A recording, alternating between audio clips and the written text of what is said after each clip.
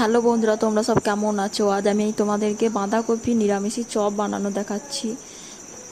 First আমি বাঁধাকপিটা কেটে নিচ্ছি সরু সরু করে। আমি যেই বাঁধাকপি কেটেছি সেটা খুব নিটন ছিল।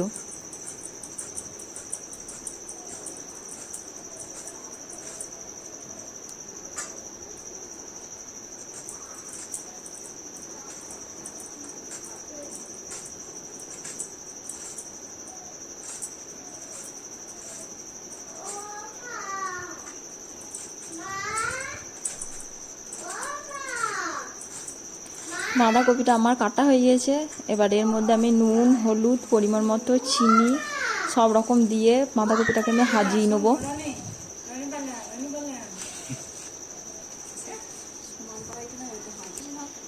বাঁধাকপিটা আমার ভাজানো হয়ে গেছে। এর উপরে আমি কাঁচা লঙ্কা ছিটিয়ে দেব।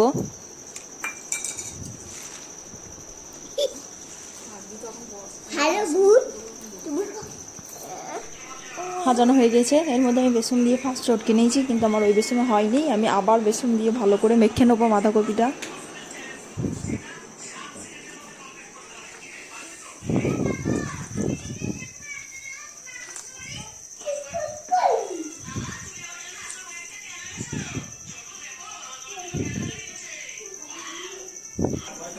বাঁধাকপিটা আমার ভালো করে মাখানো হয়ে গেছে।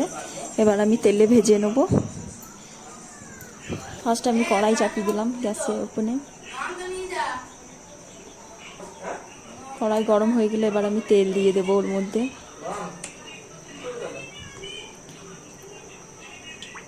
রিফাইন তেল ঢেলে দিচ্ছি।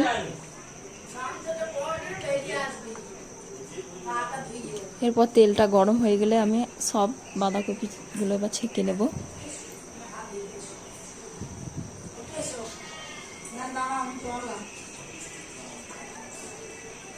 তেলটা এখন আমার গরম হয়নি, গরম হয়ে এবার আসছে।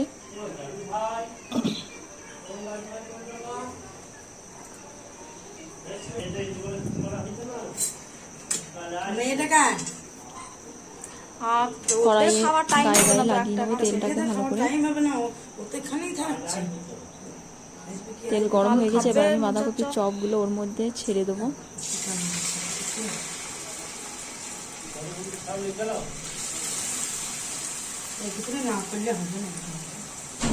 বাঁধাকপির চপগুলো আমি একে একে সব ভেজে নেবো ভালো করে, মুচমুচি করে।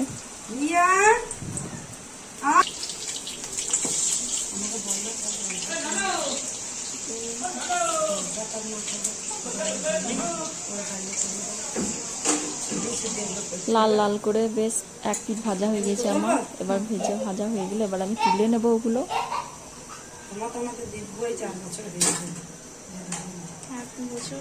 এইটা আবার আমার ফোন থেকে স্টার্ট করেছি, দুজনাই করবে এরকম।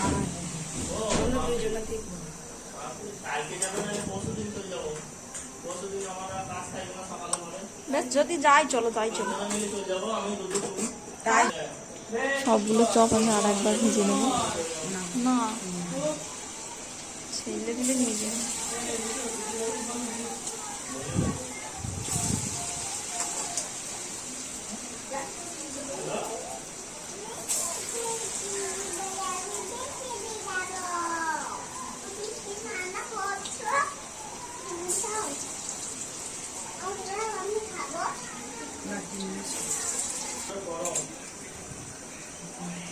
এগুলোও আমার ভাজা ভাজা হয়ে এসছে। আর একটু লাল করে ভেজে নেব।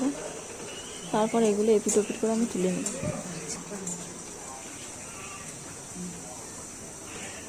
এগুলোও আমার হয়ে গিয়েছে ভাজা।